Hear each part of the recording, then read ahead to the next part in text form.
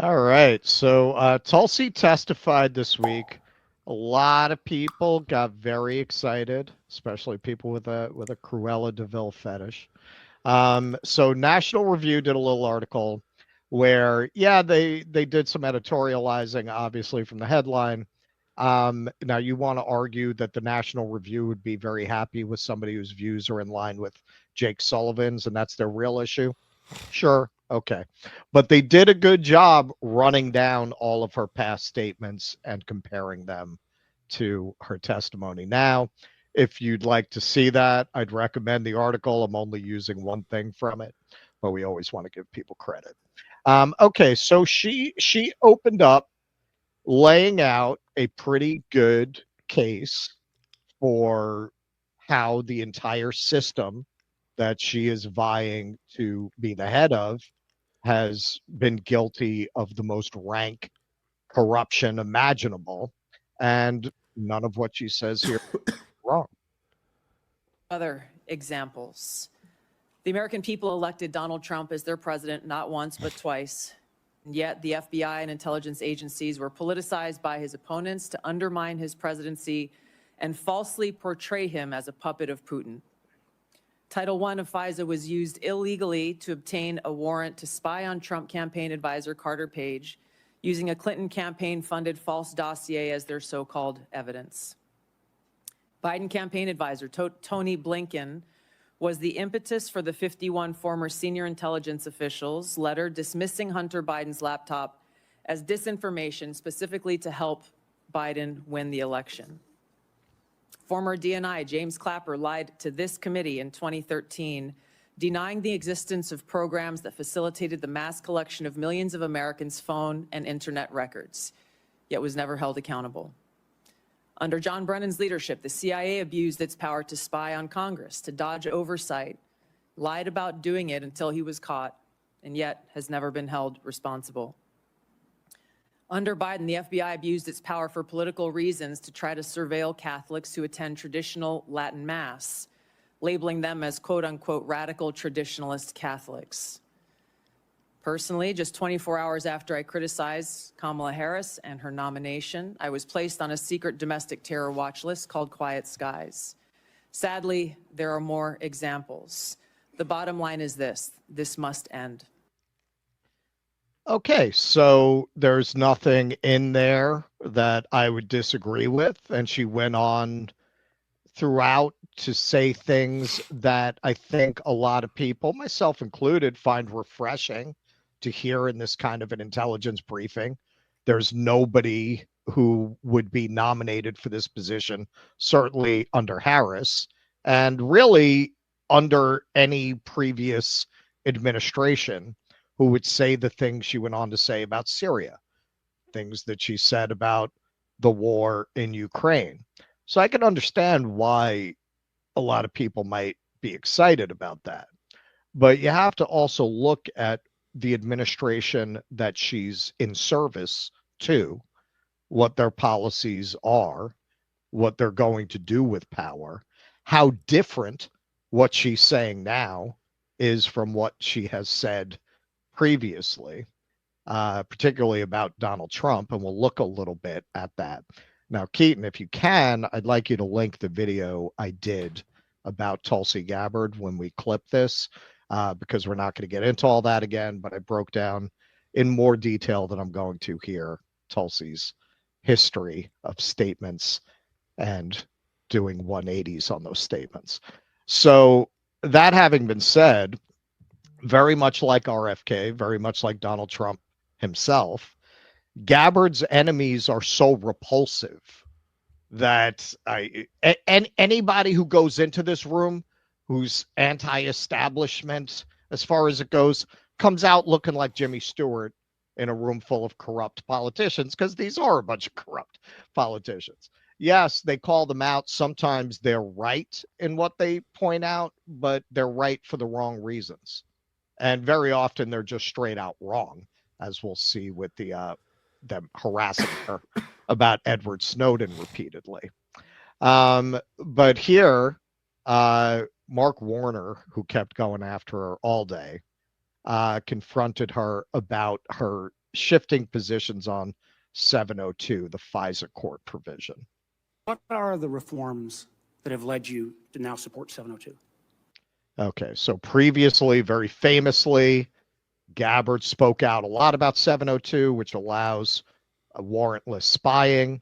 She said it was reformed in a way that now she can support it, that her concerns were allayed. In the short time that I have, Senator, I will just note that my actions in legislation in Congress were done to draw attention to the egregious civil liberties violations that were occurring at that time.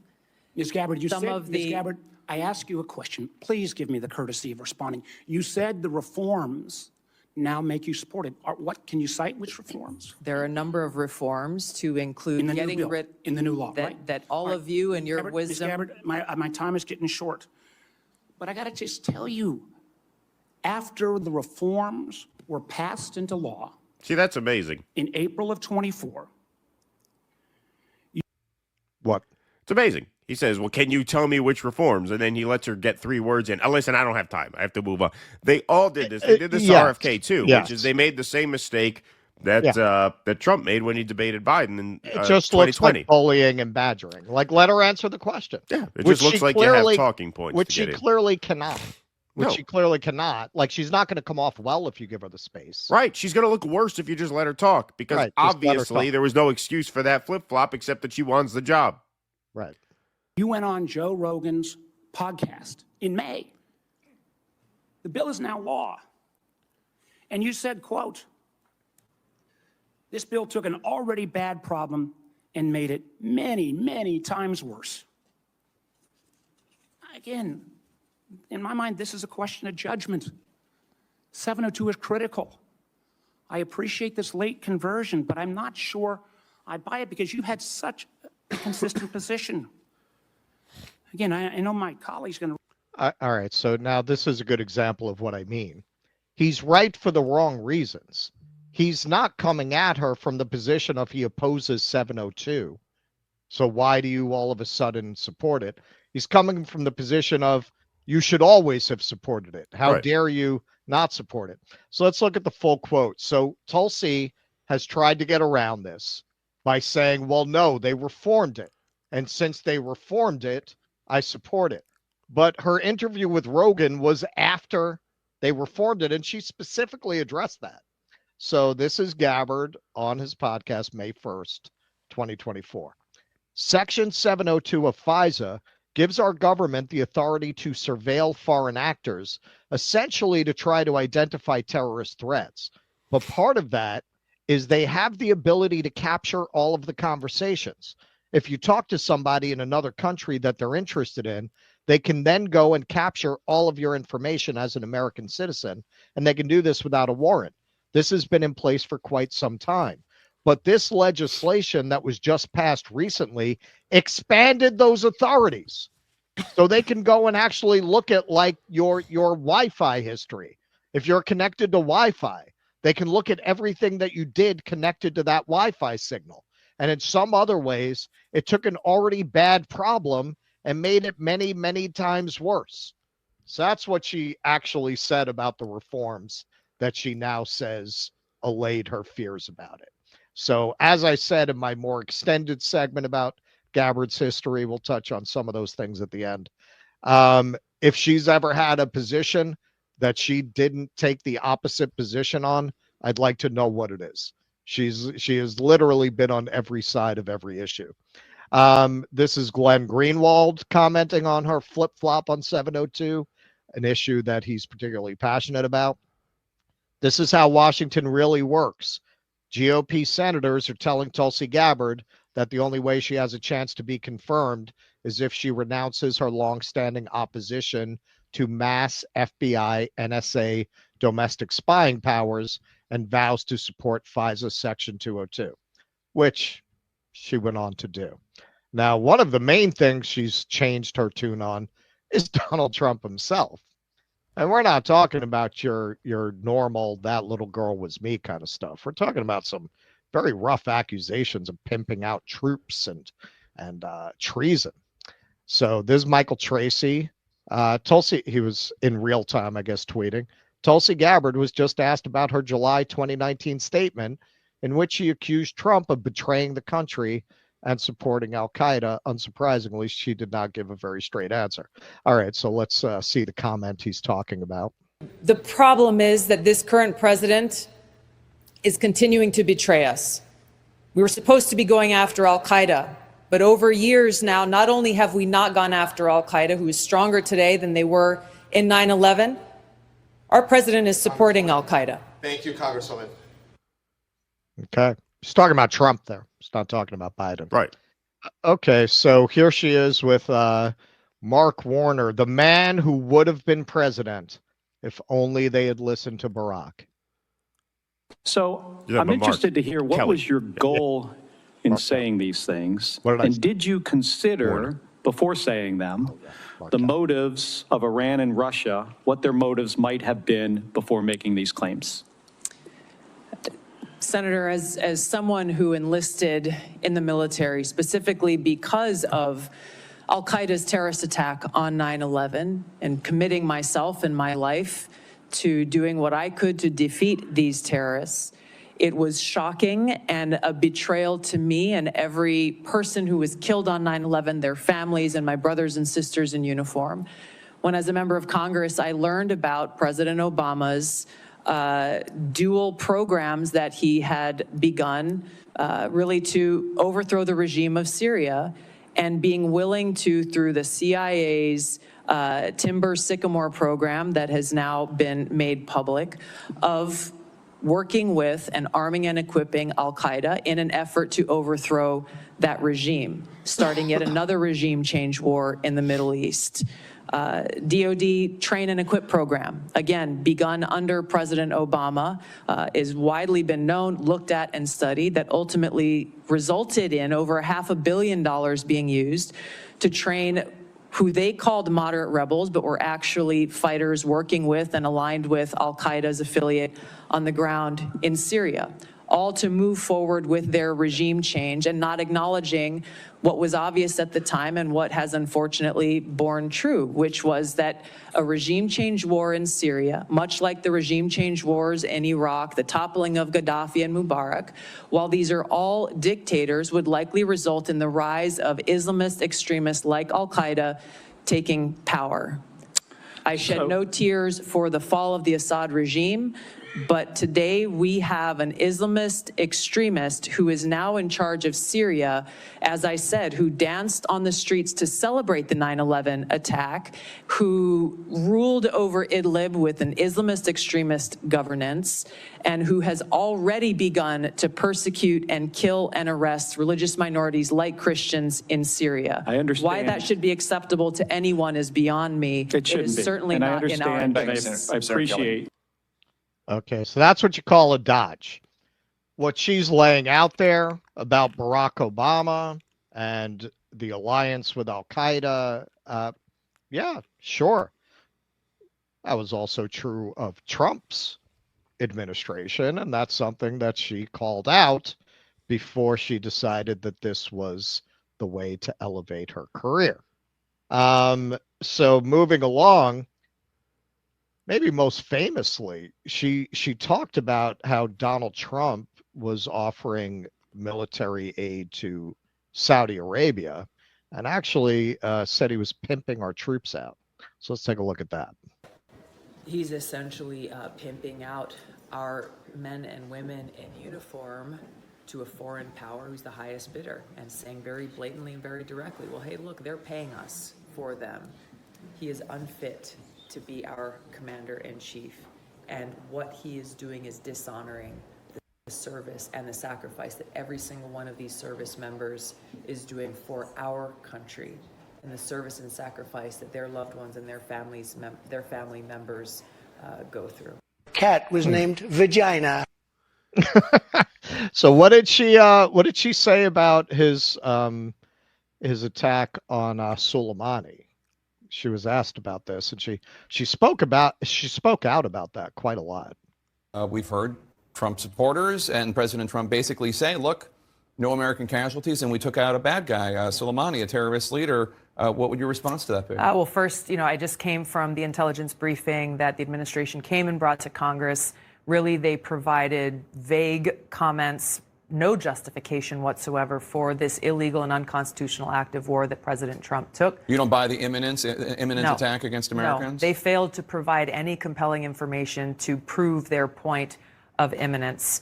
And really, it brings us to the central question here, which is our country's national security better off because of Donald Trump's actions and decisions? The answer to that is no, in two primary ways. Number one is Iran is now in a position where they're not really abiding by any restrictions from the Iran nuclear agreement.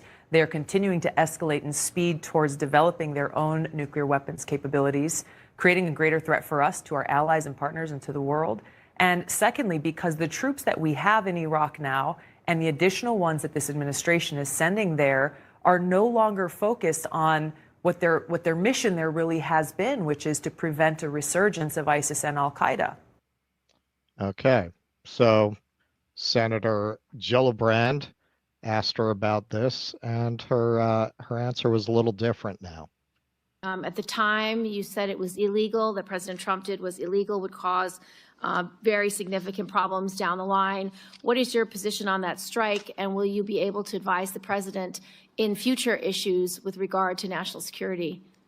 Those broader issues that I raised with regard to war powers, I have been consistent on. I didn't have access to all of the information behind that strike at the time, and my concerns were that that may be an escalatory action.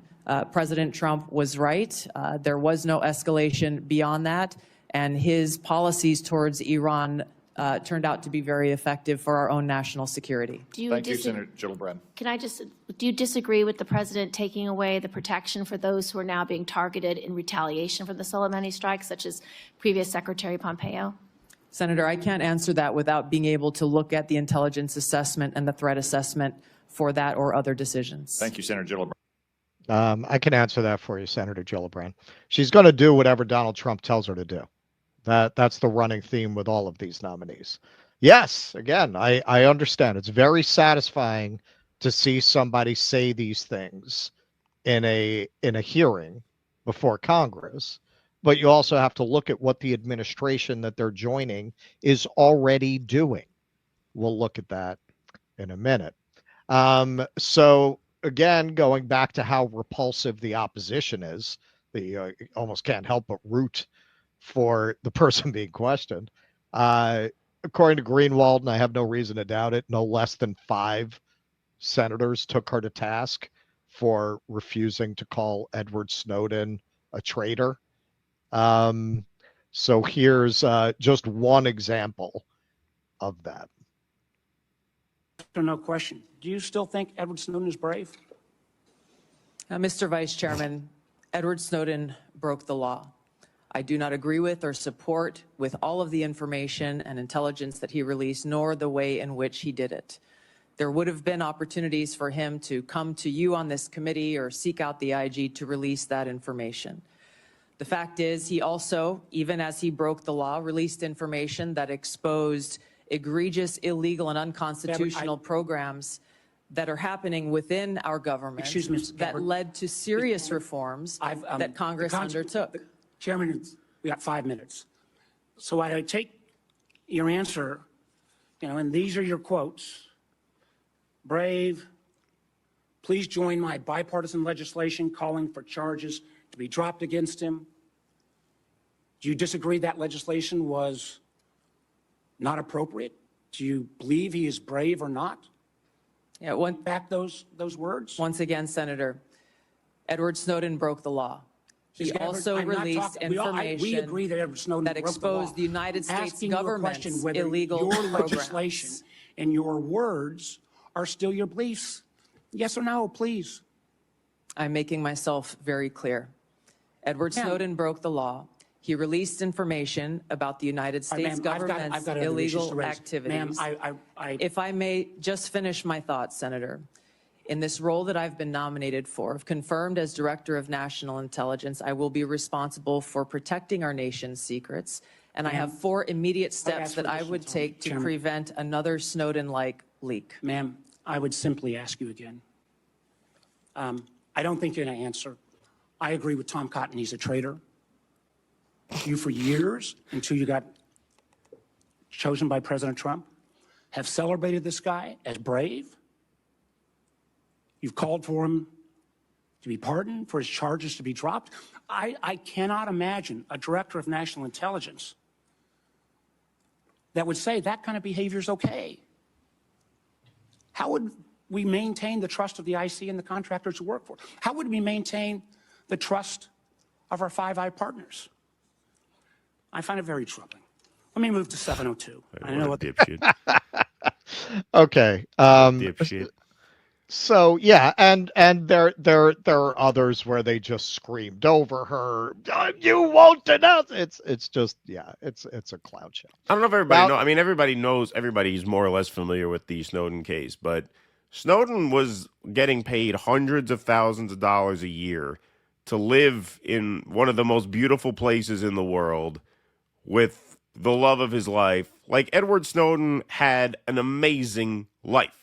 Lived in Hawaii, getting paid boatloads of money with a beautiful girl. Like, he had the dream life, and he literally gave it all up for us. And that's a traitor? What kind of a sick fuck do you have to be to say that's a traitor? Right, and then at another point, they love to do this. Oh, and then he went to our adversary, Russia. Well, where else was he going to go? Guy was living in Hawaii. Now he's up in the fucking North Pole with a bunch of Russians. He had to go. If you had that food, come on, man. Yeah. Believe me, he doesn't want to live there eating the borscht. Yeah, Borscht, exactly. Sour cream. Ugh. He's got to eat that for the rest of his life now. You didn't leave him a choice. Where was he going to go? He had to go somewhere where they absolutely are not going to hand him over to the United States. That's where Assange should have gone. Oh, sorry. I thought you were going to cue another thing up. I am. All right. So this was quite remarkable moment in this hearing. It's kind of a little off topic, but it's so remarkable, it's worth taking a look at. So Tom Cotton speaks a truth that we all know, and it's like the line from The Simpsons. Somebody had to say it. I just can't believe it was him. In a fallen world, we have to take our friends where we find them. No question, stable democracies make the most stable friends, but what matters in the end is less whether a country is democratic or non-democratic, and more whether the country is pro-American or anti-American. I'll confess that those views may be somewhat unconventional, but look at where conventional thinking has got us. No, dipshit. That is the conventional thinking. He's so stupid. It seems like he doesn't realize what he said. That he just spilled the beans on our whole foreign policy. That the whole pro and anti-democracy is a smokescreen. Not sending your best, Arkansas. We got a lot of Arkansas dissidents. You got a lot of viewers in Arkansas. Not sending your best. They are not. They're not sending their best. That's for sure. Okay, so Greenwald rightly points out that what you saw over the course of the three big hearings, RFK, Tulsi, and Patel, things Senate Democrats have defended in the last 48 hours to stop Trump's nominee. Warrantless NSA spying on Americans, Big Pharma, J. Edgar Hoover FBI headquarters in D.C., Snowden is a traitor, NATO war in Ukraine, Russiagate, party of the D.C. status quo. Yes, Glenn, but we just saw what Tom Cotton said, so it's no great shakes on the other side either. Now let's look at some of Tulsi's allies, like Riley Gaines, famous former swimmer and current MAGA pick-me girl, Riley Gaines. Meghan McCain. Any senator who votes against Tulsi Gabbard for DNI isn't just going to have a problem with MAGA and Trump. I will make it my personal mission to help campaign and fundraise against you in your next election. Quite a queen maker she is. You better watch out for that. And my people are probably a lot like their people. That's weird. That's weird. I thought Tulsi Gabbard was this opponent of the deep state. Yeah, it's a very strange friendship. Yeah, Meghan McCain does not seem like somebody who opposes the Yeah. deep state, nor does, oh, that's weird. I thought she opposed the deep state. Why would Lindsey Graham, come out for Tulsi Gabbard? You're a yes on RFK Jr., assuming you're a yes on Kash Patel. What about Tulsi Gabbard? Yes. Yeah, I'll be yes on her. I was waiting to see what she said about 702. That's the ability to track foreigners overseas who may be involved in plots against the country. I actually served in a reserve unit with Tulsi. I've always liked her. I think a lot of her criticism against her has been really mean and off base, but I'll be a yes now. She's shown her understanding of how vital 702 is. So I'll be a yes on RFK Jr., Tulsi Gabbard, and Kash Patel knocked it out of the park. He's the antidote to Crossfire Hurricane. He's going to go in and clean the FBI out to make sure it's never abused like it was in the past. And Crossfire Hurricane was one of the saddest, most dangerous chapters in FBI history. He's the guy that helped expose it, and he'll be the solution, not the problem, when it comes to the FBI, in my view. All right. So these guys are all fighting the deep state. So it's weird you'd have people like Meghan McCain or Lindsey Graham comfortable with people who are really going to challenge the military-industrial complex. These are people who are very aligned to the military-industrial complex. Well, again, I did a more extensive video on Tulsi. We'll link it in the description. But, last I heard, people who fight the deep state are not young global leaders. In fact, most of the people I know who talk about the deep state, that is disqualifying.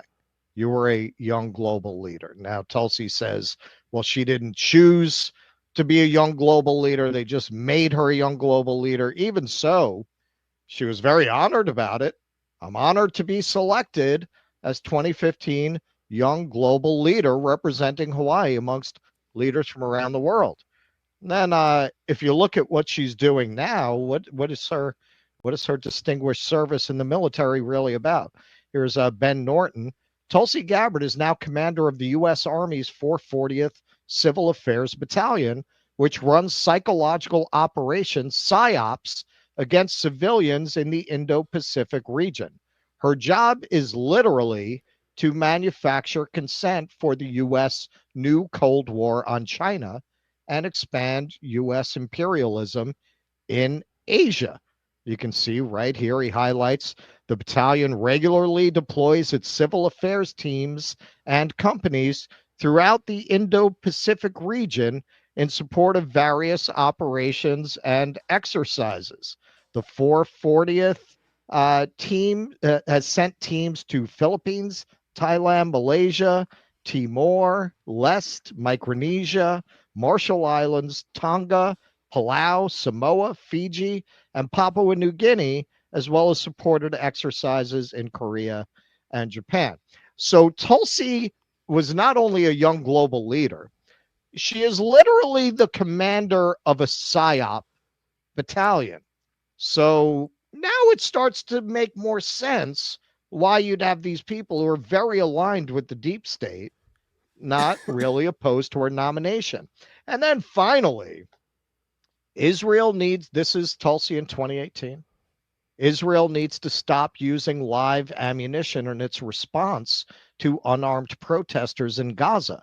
It has resulted in over 50 dead and thousands seriously wounded. Well, now, yeah, it's good of her. Now you're starting to see a kind of a running theme in a lot of these fighters against the deep state. We're going to dismantle the deep state because, wow, let's see what Kash Patel, crusader against the deep state, had to say on the subject of Israel. Shut off the machinery that feeds money into Iran. We will no longer have 100 hostages still in captivity, Israeli and American and otherwise, by Hamas and Iran's Hezbollah mercenary forces. We need America to wake up and prioritize Israel and bring home Israelis and make sure we stand by our number one ally in Israel. Wow.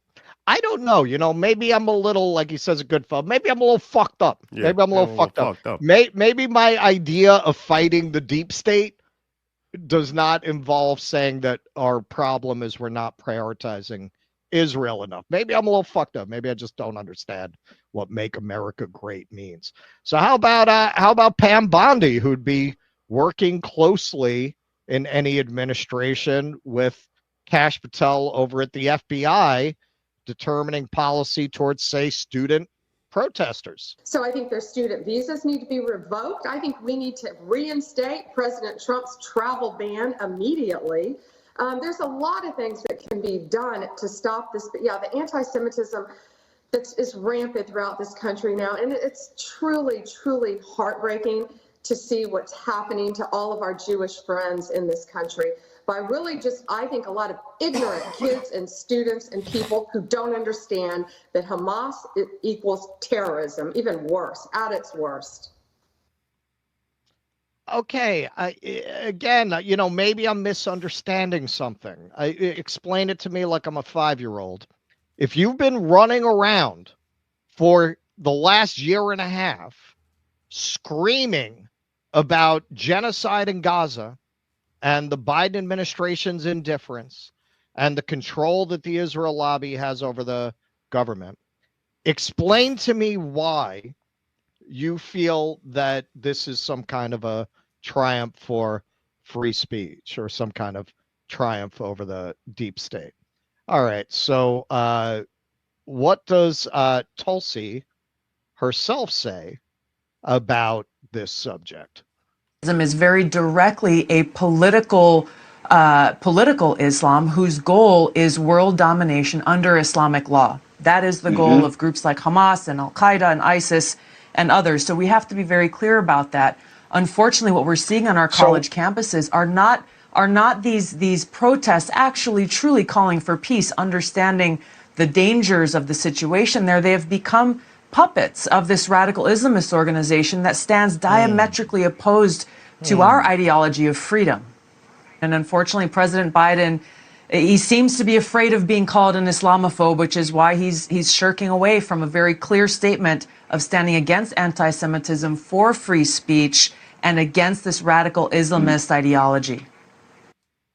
You're starting to see a running theme here. But hey, fighting to restore speech, and open debate. Oh, Trump orders agencies to target universities over anti-Semitism complaints, monitor international students. So I'm sorry, ma'am. We're seeing a lot of this. I'm not going to name names. If you've been running around screaming about Palestine for a year and a half, and all of a sudden you're very excited about Tulsi Gabbard and Kash Patel, you're a fucking clown. You're a clown. I want you to explain to me, if your standards are, well, what are you going to do? You can't break a deep state omelet without submitting to Israel. Why didn't you just vote for Harris? Was it the transes? Was it the DEI? Like, was that really like, you didn't really care so much about the genocide? Or Trump. You're right. Trump for that matter. Sure. Right. Clearly, this is not a triumph for speech. Certainly not a triumph for civil liberties, obviously. If you look at what their statements have been about what has been, particularly for people on the left, the central issue of the last year and a half. And now all of a sudden you're singing the praises of these people who are clearly on board with the Zionist project, body and soul, without reservation, to the extent of just straight out saying they're going to go after student protesters, deport protesters who are on student visas. How is this a triumph and restoration of civil liberty? How is that a defeat of the deep state rather than simply a shift in its orientation? I'm sorry. I've been over these hearings over the last week. I've been amazed at the clown show. I have been amazed at how many people are prepared to just take a big MAGA cock now that they feel, oh, look, they're saying something about Syria that I agree with. Like, dude, what? Biden and Harris never said anything that you agreed with? I thought this was a deal breaker. Why is it not a deal breaker now? Like, is this a daddy you want to get spanked by? The whole thing is like, Yeah, I mean, the whole thing is like this, the whole ritual of the confirmation hearing, especially as it pertains to Tulsi and RFK, is like, I don't understand how you can watch it with a sort of team sports mentality, like you're rooting for them to get through, because what you're rooting for them to do is lie. Like RFK said Operation Warp Speed was a great success. We know that's a lie. Now, you can't technically prove that's a lie because it's an opinion, right? So he couldn't be perjured for that because he could say, I changed my mind, right? Because it's not a statement of fact. It's a statement of his personal persuasion.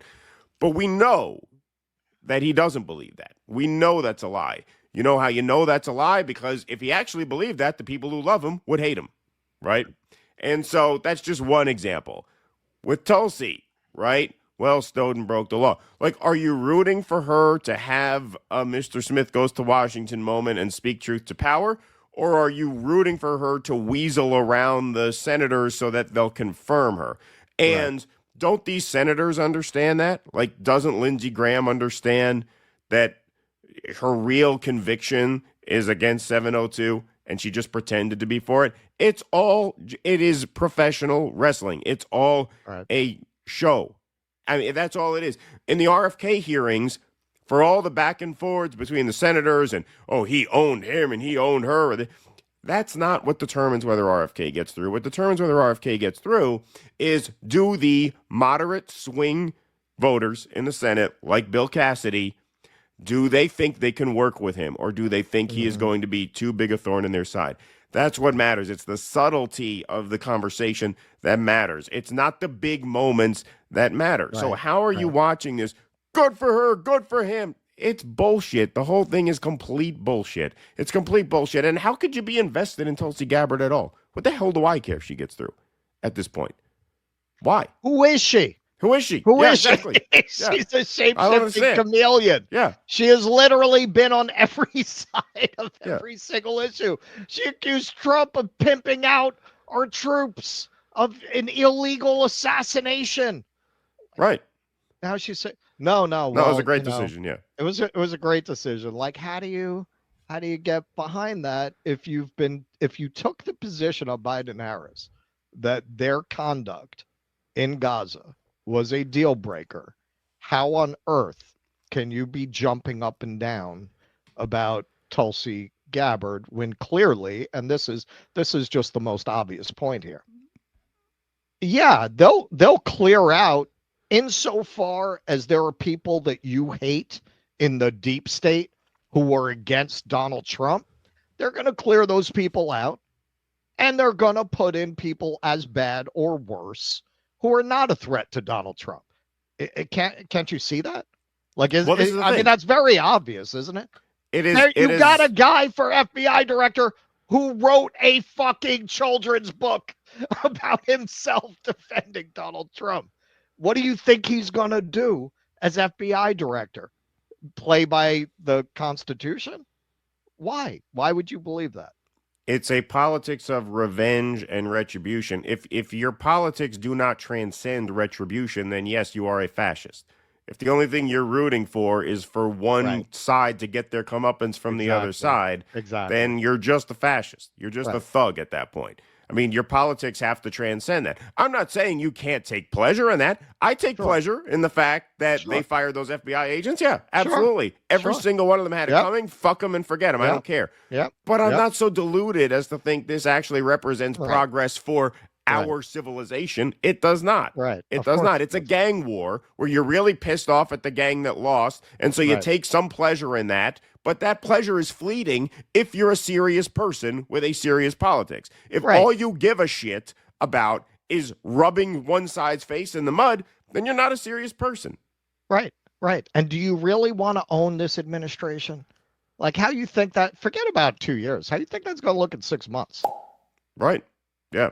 Exactly. Good question. Good question. Please clap.